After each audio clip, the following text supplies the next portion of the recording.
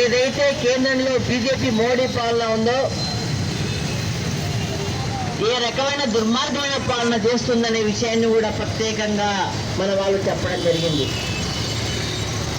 మోడీ వచ్చిన తర్వాత ప్రజా సమస్యల గురించి, ప్రజల గురించి, కార్మికుల గురించి, రైతుల గురించి, మహిళల గురించి, యువకుల గురించి, విద్యార్థుల గురించి, వ్యవసాయ కార్మికుల గురించి ఏ మాత్రం మాట్లాడిన పాపాన పోలేదు. కానీ ఎంతసేపు ఏవైతే బడా కార్పొరేట్ కంపెనీలు ఉన్నాయో వాళ్లకు ఊడిగం చేస్తూ, వాళ్ళ సమస్యలు వింటూ, వాళ్లకు రాయితీలు అందిస్తూ ఆ రకంగా వాళ్ళ కోసమే ఈరోజు ఈ దేశాన్ని పరిపాలిస్తుంది తప్ప పెద్ద ఎత్తున ఓట్లేసి అధికారంలోకి తీసుకొచ్చిన బడుగు బలహీన వర్గాలు భారతదేశ ప్రజల గురించి ఏమాత్రం ఆలోచించే పరిస్థితి లేదన్న విషయాన్ని మనకు ఈ మధ్య కాలంలో పెడుతున్న పార్లమెంట్లో పెడుతున్న బిల్లులే తెలియజేస్తున్నారనే విషయాన్ని మనం గమనించాల్సిన అవసరం ఉంది.